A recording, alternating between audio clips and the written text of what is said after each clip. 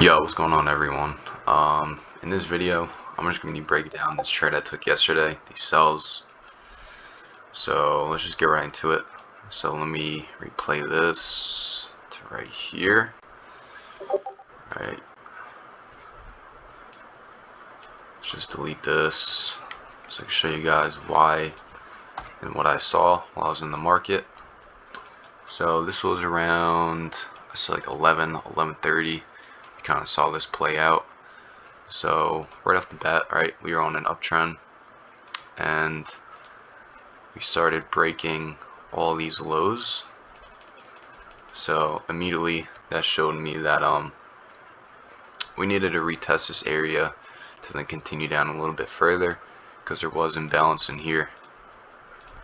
We had imbalance sitting right here on the 1 minute, and then on the 5 minute we also had some imbalance to the downside. We had some liquidity sitting right here, and we did have this 5 minute demand, but this was kind of a low probability demand. I knew that if we did take this sell from up here, that price would continue down and stop out all these buyers that were buying off this point.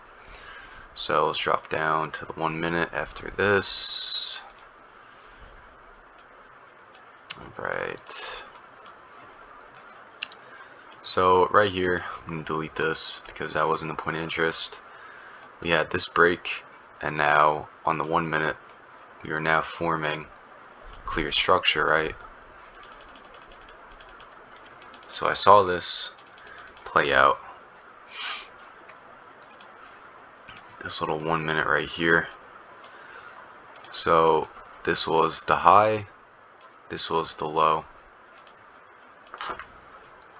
of the current price action on the 1 minute, and I marked up this zone. Now a lot of people are asking why I marked this zone up instead of the zone right below it, and it's simply put, this acted as accumulation and liquidity. So I had this marked as liquidity, right? And now we also had some imbalance sitting right here. Mark this as imbalance.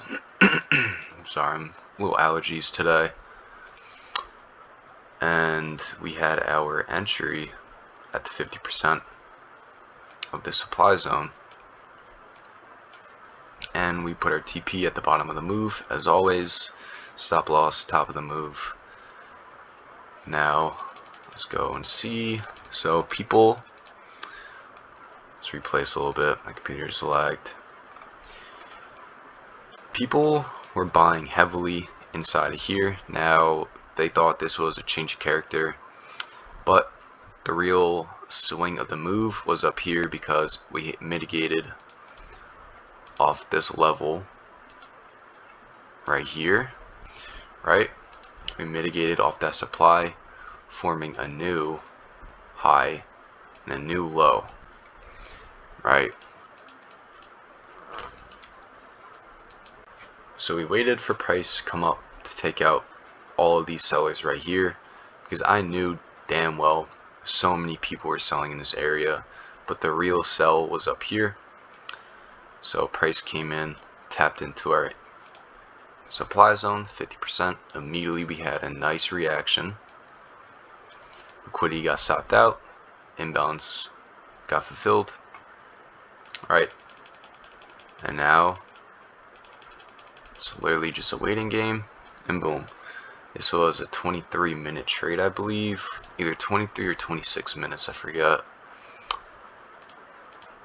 This was a 26-minute trade, resulting in 14R.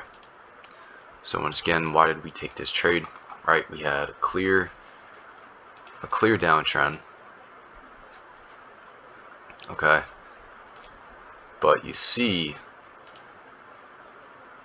we just delete all these. We had the imbalance down here that we needed to fulfill, right?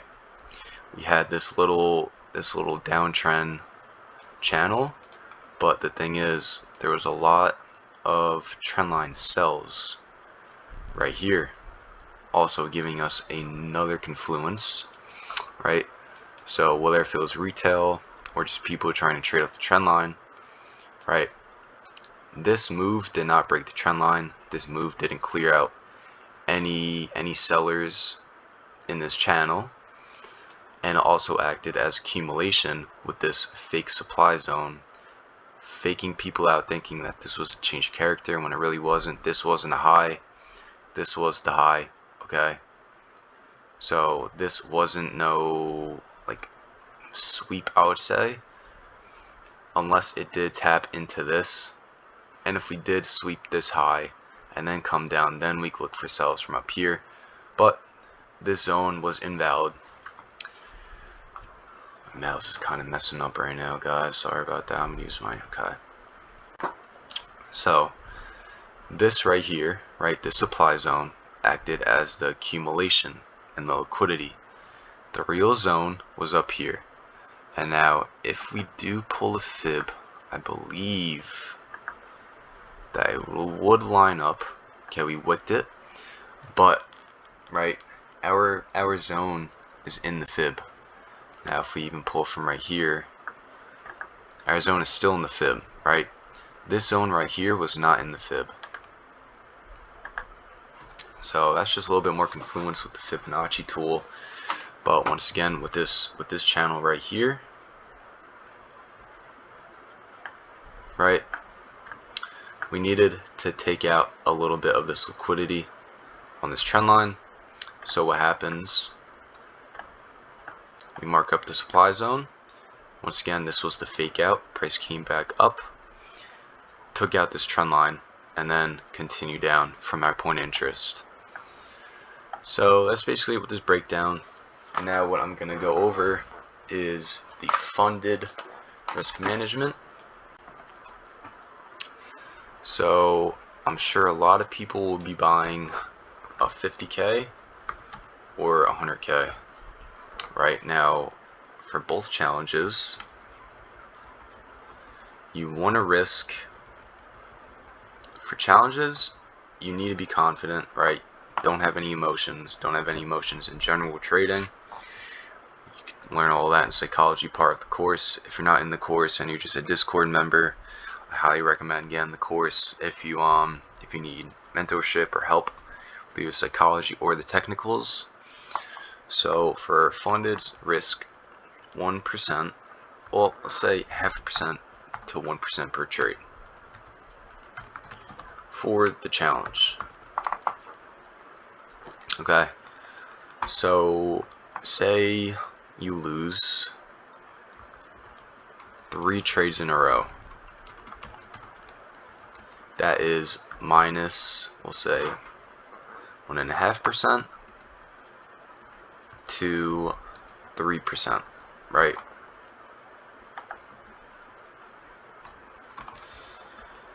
Now, one win after that can equal, since we do, let me just do this, minimum 4R, which is 2 to 4%, depending if you're risking 0.5% or 1%, right? So you win 1 trade after those 3 losses. You will be either, let's see, we'll do 0.5% in profit, or it will be 1% in profit. That's one win after 3 losses in a row. Now, will you have 3 losses in a row? It doesn't happen too often, but if you do go on a losing streak, minimize your risk. You know, if you're on a 3-4 loss win streak, go down to 0.25% to 0.5%. So now for the live, right?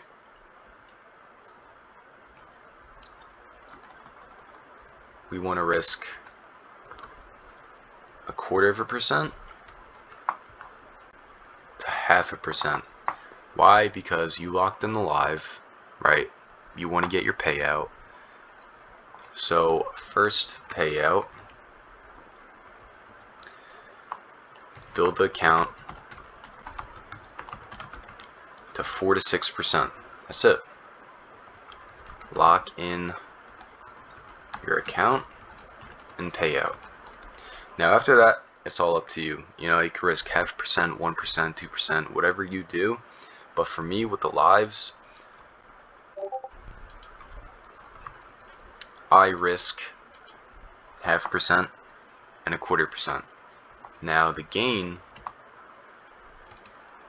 will be either 1%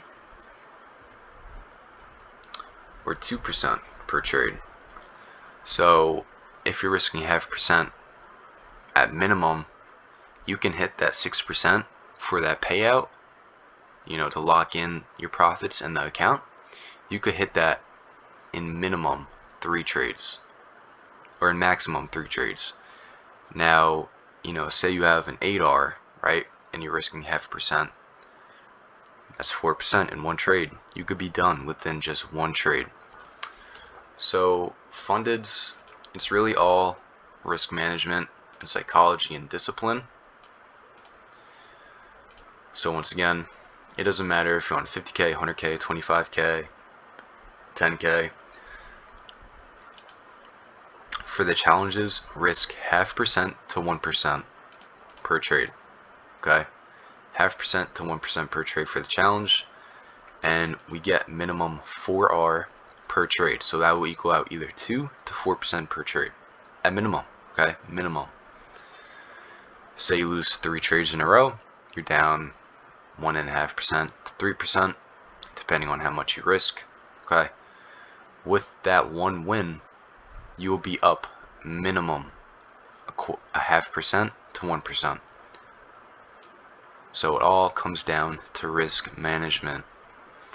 Now for the live count, risk 1/4% to 0.5% per trade.